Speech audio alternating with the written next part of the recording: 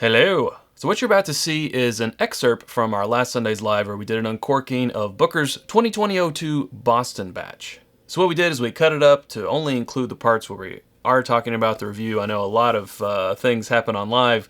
We talk with you guys, so on and so forth. This, though, just try to keep it just to those meaty review bits and also put some B-roll over it. Pretty pictures are always good. So I hope you enjoy. Take it away, Chad and Sarah.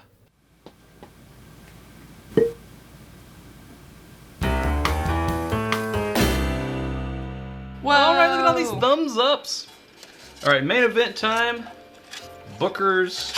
What if I was like, if we don't get 353, we're not uncorking the bourbon. Wow. And that's how I sound when I'm That's making. how That's how I sound when I'm making demands. I'm an old-timey prospector.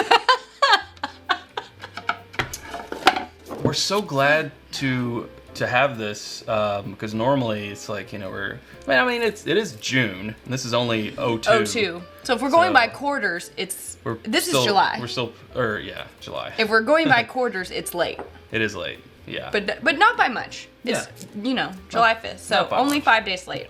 Normally, we would not have this bottle until probably like, I don't even know, August or September. Mm-hmm. It's a sad thing. Yeah. But it does make Q3 and Q4 so much nicer because we get like 3 bottles of Booker's in that time period. It's true. It would just be nice. Oh, that was very quiet. Sorry, I kind of muffled it. It's all right. Put the silencer on the uncorking. It did.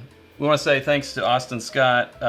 He's a patron of ours, and he sent us a Patreon message, and he said, hey, this store has the 2020-02. Seeds. We went there that night. He tipped us off. We got one of 2 bottles left, so thank you, Austin, for that. We appreciate it. So as we kind of let this open up here in the glass, tell you where the Boston batch came from. Tell us about it. The second release of the Booker's Bourbon 2020 collection is Booker's Batch 2020-02 Boston's Batch. This batch is named after the production site where my father, Booker No, not my father. This is from the words of Fred No. Right, he's reading it. My dad isn't in distilling. He didn't do it. Where my father, Booker No, first started his distilling career. The distillery, now renamed the Booker No Distillery, that's very cool, is located in the small community of Boston, Kentucky. Yeah, there's so many freaking towns in Kentucky. It's like, I didn't even know Boston, Kentucky was a Right, thing, and yeah. I live here. yeah. And was purchased by the James B. Beam Distilling Company in the early 1950s as a second distilling location to increase production Capacity. I'm say capabilities, at the time. Because Boston was removed from the day-to-day of our flagship Claremont, Kentucky distillery, Dad was able to experiment with the whiskey a bit more and truly master his craft and style as a distiller there.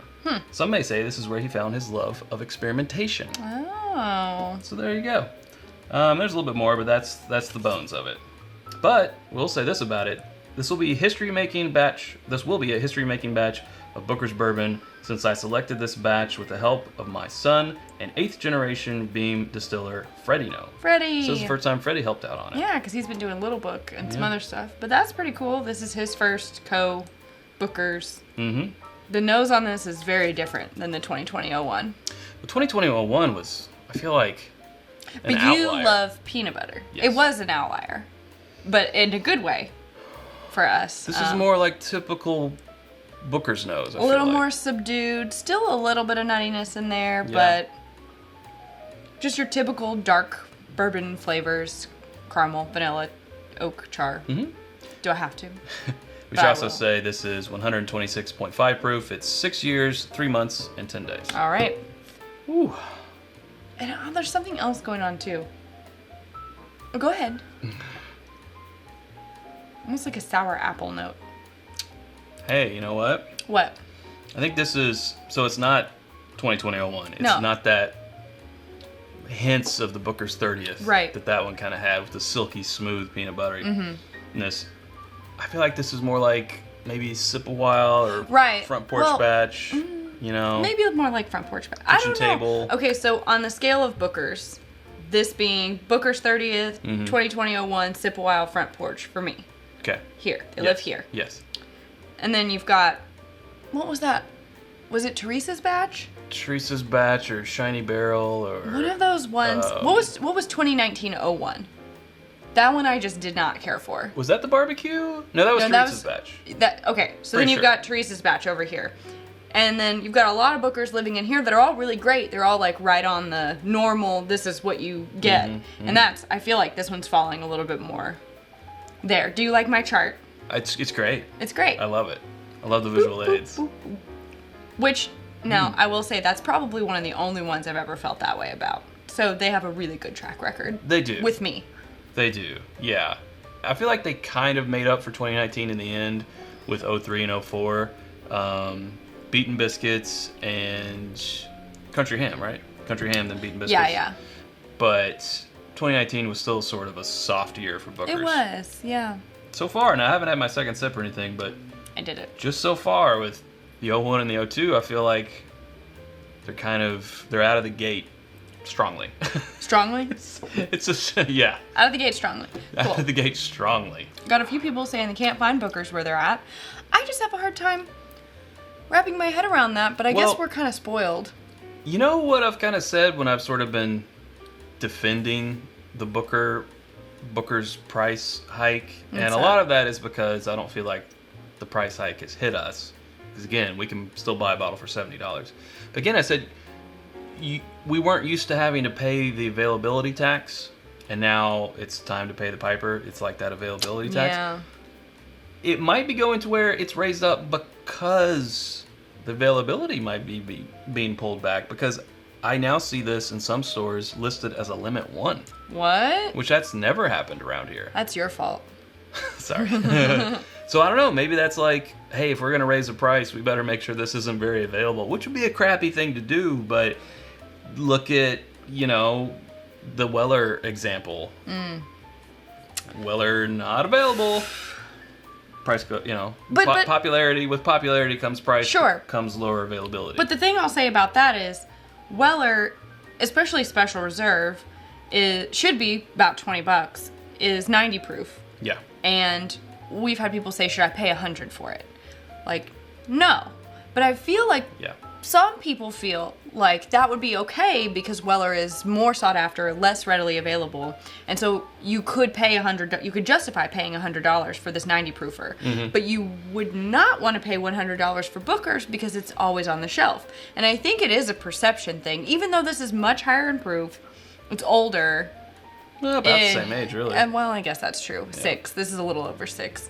But yeah, I guess I kind of have a hard time with that, but I get it. I mean, you see this thing that you don't normally see and you want it, so you're willing to pay more to get it conveniently, and not willing to pay for it here. I don't know though. True. I would never ever spend $100 on one bottle of Special Reserve. Now, if you said you can get 5 for $100, I'd be like, okay. Sure, yeah. That would be good. That would be good. Booker's is way too young to be $100 a bottle, says Steve.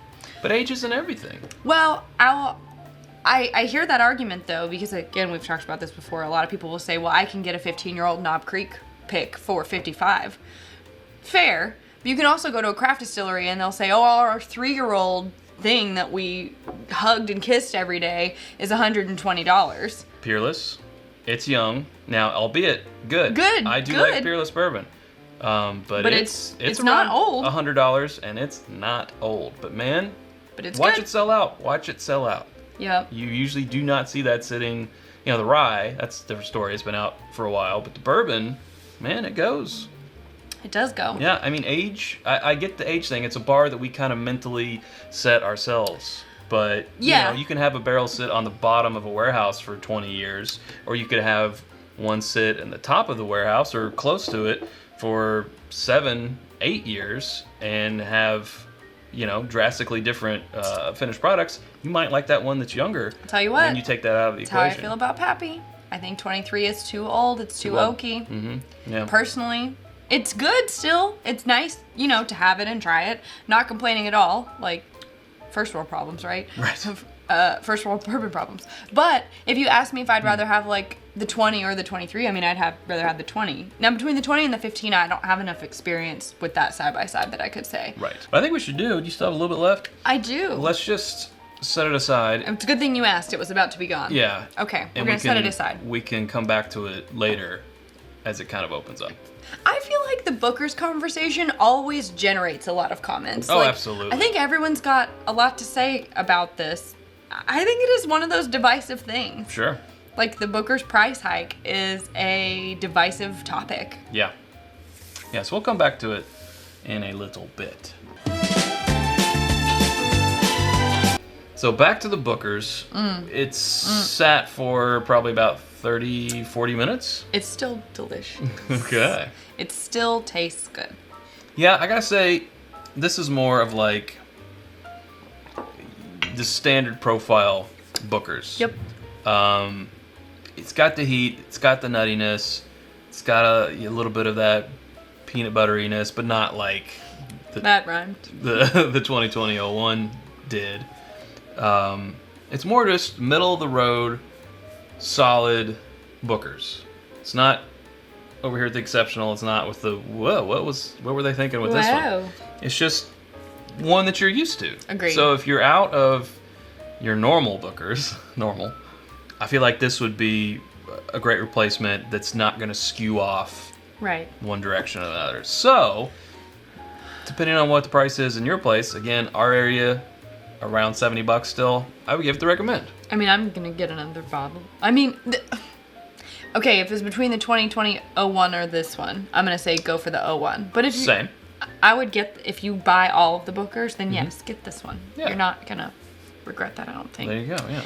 And there you go. Now, if this is something that you enjoyed and you got value out of this, let us know. It's something that we've been thinking about for a while. We usually like to, if it's bigger, more special bottles, we like to just do a normal format here on the Uncorking set. But if you like this format, maybe now we can start uncorking other things on live instead of just, saving it for this format, as long as we can cut it up and give it to you in a nice bite-sized package, because I know not everyone watches live or they see the hour-long time length and they get a little overwhelmed.